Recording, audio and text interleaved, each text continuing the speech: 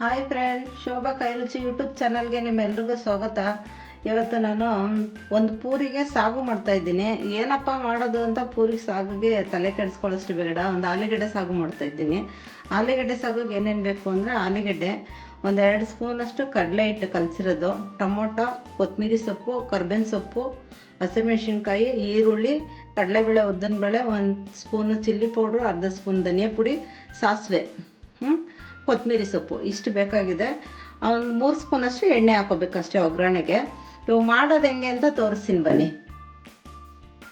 Friends ಮಾಡೋಣ. First gas ಅಂಟಿಸ್ಕೊಳ್ಳೋಣ. ಒಂದು 3ರಿಂದ 4 ಸ್ಪೂನ್ ಎಣ್ಣೆ ಹಾಕೋಬೇಕು. ಸಾಗುಗೆ ಒಂದು 2-3 ಸ್ಪೂನ್ ಎಣ್ಣೆ ಚೆನ್ನಾಗಿದ್ದರೆ ಚೆನ್ನಾಗಿರುತ್ತೆ. ಅಲ್ಲಿ ಒಂದು 3 ಸ್ಪೂನ್ ಎಣ್ಣೆ ಹಾಕ್ಕೊಂಡಿದ್ದೀನಿ. ಎಣ್ಣೆ ಸ್ವಲ್ಪ ಕಾಯಲಿ.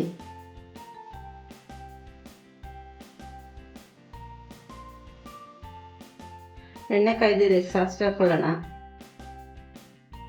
ಸಾಸಿವೆ ಸಿಡಿತಾ ಇದ್ದಂಗೆ ಸ್ವಲ್ಪ ಕರ್ಬೇವಿನ ಸೊಪ್ಪು, ಕಡಲೆಬೇಳೆ, ಉದ್ದಿನಬೇಳೆ ಜೊತೆಲಿ ಹಾಕೊಬಿಡ್ಬೇಕು. ಒಂದು ಅರ್ಧ ಸ್ಪೂನ್ ಹಾಕ್ಕೊಂಡಿದ್ದೀನಿ ಅಷ್ಟೇ. ಸ್ವಲ್ಪ ಫ್ರೈ ಆಗಿ ಸಿಂಪಲಾಗಿ ಮಾಡ್ಕೊಳ್ಳೋದಿದ್ದು. ಏನು ಮಸಾಲೆ ಗಿಸಾಲೆ ಏನು ರುಬ್ಕೊಳ್ಳೋಂಗಿಲ್ಲ. ಈಸಿ ರೆಸಿಪಿ ಇದು. ಸುಮ್ಮನೆ ಎಲ್ಲ ಕಟ್ ಮಾಡಿಕೊಂಡು ಆರಾಮಾಗಿ ಒಗ್ಗರಣೆ ಹಾಕಿದ್ರೆ ಆಗೋಯ್ತು. ಈ ಬ್ಯಾಚುಲರ್ಸ್ ಅವರೆಲ್ಲ ಪೂರಿ ಮಾಡ್ಕೊಂಡಿರ್ತಾರೆ, ಅದಕ್ಕೆ ಸಾಗು ಏನು ಮಾಡೋದು ಅಂತ ಯೋಚನೆ ಮಾಡ್ತಾ ಇರ್ತಾರಲ್ವಾ, ಆವಾಗ ನೋಡಿ ಇದನ್ನು ಮಾಡ್ಕೊಬಿಡ್ಬೋದು, ಈಸಿಯಾಗಿ ಮಾಡ್ಬೋದು ಇದನ್ನು.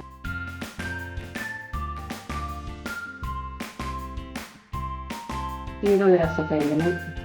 4ರಿಂದ 5 ಹಸಿಮೆಣಸಿನ್ಕಾಯಿ ಅಷ್ಟೇ.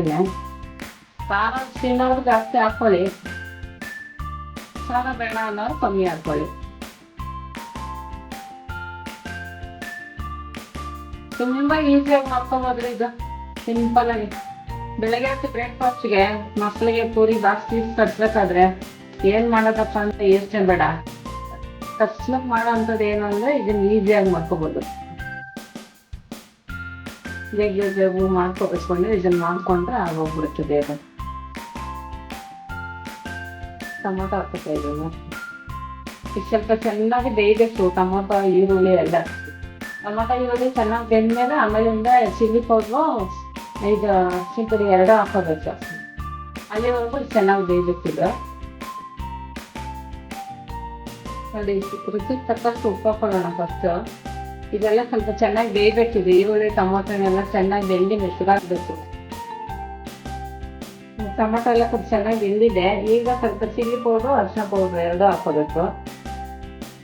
2 ಹಾಕೊಂಡು ಫ್ರೈ ಮಾಡಬೇಕು ಚೆನ್ನಾಗಿ. ಫ್ರೈ ಆದಮೇಲೆ ಸ್ವಲ್ಪ ನೀರು ಹಾಕೋಬೇಕು.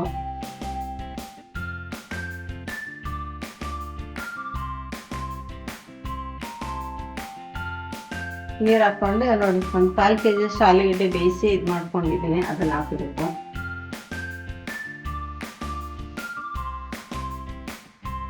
ಪೂರಿಗೆ ತುಂಬ ಚೆನ್ನಾಗಿರುತ್ತೆ ಇದು ಆಲೂಗಡ್ಡೆ ಸಾಗು.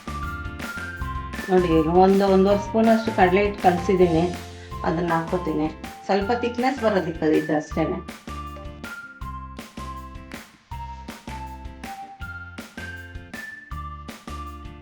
ಇದೊಂದು ಸ್ವಲ್ಪ ಕುದಿಲಿ, ಒಂದು 2-3 ಕುದಿ ಮುಗಿಸ್ತೀನಿ. ನೋಡಿ ಫ್ರೆಂಡ್ಸ್, ರೆಡಿಯಾಗಿದೆ.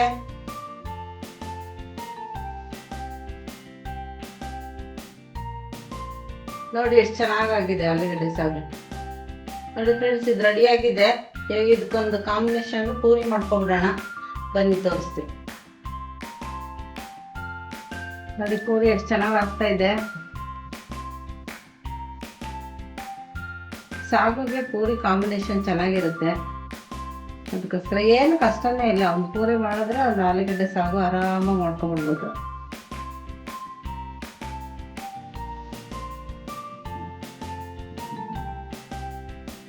ಅದೇ ಚೆನ್ನಾಗಿ ಉಬ್ಬು ಬರ್ತಾ ಇದೆ.